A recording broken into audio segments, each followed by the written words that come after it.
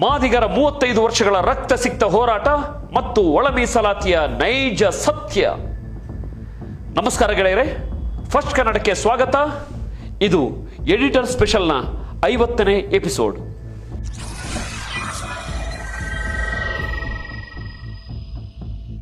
ಇವತ್ತಿನ ನಮ್ಮ ಟಾಪಿಕ್ ಇದೆಯಲ್ಲ, ಇದು ಸಖತ್ ಹೆವಿ ಸೀನ್. ಸುಮ್ಮನೆ ಯಾವುದೋ ಪೊಲಿಟಿಕಲ್ ಡ್ರಾಮಾ ಅಲ್ಲ, ಇದು ನಮ್ಮ ಕಣ್ಣ ಮುಂದೆ ನಡೆಯುತ್ತಿರುವ 35 ವರ್ಷಗಳ ರಕ್ತ, ಬೆವರು ಮತ್ತು ಕಣ್ಣೀರಿನ ಹೋರಾಟದ ಕತೆ. ಹೌದು, ನಾನು ಮಾತಾಡ್ತಾ ಇರೋದು ಒಳ ಮೀಸಲಾತಿ, ಇಂಟರ್ನಲ್ ರಿಸರ್ವೇಶನ್ ಬಗ್ಗೆ.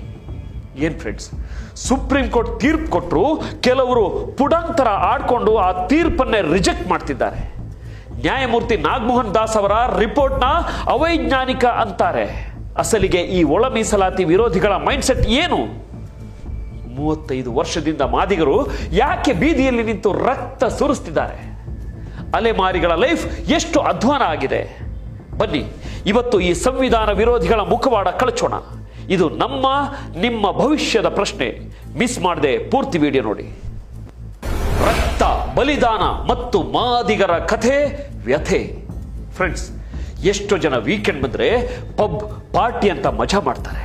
ಆದರೆ ಒಂದು ಕಮ್ಯುನಿಟಿ ಕಳೆದ 35 ವರ್ಷಗಳಿಂದ ಬೀದಿಯಲ್ಲಿ ನಿಂತು ತಮ್ಮ ಹಕ್ಕಿಗಾಗಿ ರಕ್ತ ಸುರಿಸ್ತಿದೆ. ಮಾದಿಗರ 35 ವರ್ಷಗಳ ರಕ್ತ ಸಿಕ್ತ ಹೋರಾಟ ಮತ್ತು ಒಳ ಮೀಸಲಾತಿಯ ನೈಜ ಸತ್ಯ. ನಮಸ್ಕಾರ ಗೆಳೆಯರೇ, ಫಸ್ಟ್ ಕನ್ನಡಕ್ಕೆ ಸ್ವಾಗತ. ಇದು ಎಡಿಟರ್ ಸ್ಪೆಷಲ್ನ 50ನೇ ಎಪಿಸೋಡ್.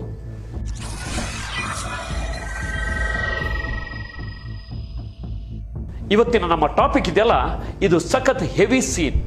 ಸುಮ್ಮನೆ ಯಾವುದೋ ಪೊಲಿಟಿಕಲ್ ಡ್ರಾಮಾ ಅಲ್ಲ, ಇದು ನಮ್ಮ ಕಣ್ಣ ಮುಂದೆ ನಡೆಯುತ್ತಿರುವ 35 ವರ್ಷಗಳ ರಕ್ತ, ಬೆವರು ಮತ್ತು ಕಣ್ಣೀರಿನ ಹೋರಾಟದ ಕತೆ. ಹೌದು, ನಾನು ಮಾತಾಡ್ತಾ ಇರೋದು ಒಳ ಮೀಸಲಾತಿ, ಇಂಟರ್ನಲ್ ರಿಸರ್ವೇಶನ್ ಬಗ್ಗೆ. ಏನ್ ಫ್ರೆಂಡ್ಸ್, ಸುಪ್ರೀಂ ಕೋರ್ಟ್ ತೀರ್ಪು ಕೊಟ್ಟರು, ಕೆಲವರು ಪುಡಂತರ ಆಡ್ಕೊಂಡು ಆ ತೀರ್ಪನ್ನೇ ರಿಜೆಕ್ಟ್ ಮಾಡ್ತಿದ್ದಾರೆ. ನ್ಯಾಯಮೂರ್ತಿ ನಾಗಮೋಹನ್ ದಾಸ್ ಅವರ ರಿಪೋರ್ಟ್ನ ಅವೈಜ್ಞಾನಿಕ ಅಂತಾರೆ. ಅಸಲಿಗೆ ಈ ಒಳ ಮೀಸಲಾತಿ ವಿರೋಧಿಗಳ ಮೈಂಡ್ಸೆಟ್ ಏನು? 35 ವರ್ಷದಿಂದ ಮಾದಿಗರು ಯಾಕೆ ಬೀದಿಯಲ್ಲಿ ನಿಂತು ರಕ್ತ ಸುರಿಸ್ತಿದ್ದಾರೆ? ಅಲೆಮಾರಿಗಳ ಲೈಫ್ ಎಷ್ಟು ಅಧ್ವಾನ ಆಗಿದೆ? ಬನ್ನಿ, ಇವತ್ತು ಈ ಸಂವಿಧಾನ ವಿರೋಧಿಗಳ ಮುಖವಾಡ ಕಳಚೋಣ. ಇದು ನಿಮ್ಮ ಭವಿಷ್ಯದ ಪ್ರಶ್ನೆ. ಮಿಸ್ ಮಾಡದೆ ಪೂರ್ತಿ ವಿಡಿಯೋ ನೋಡಿ.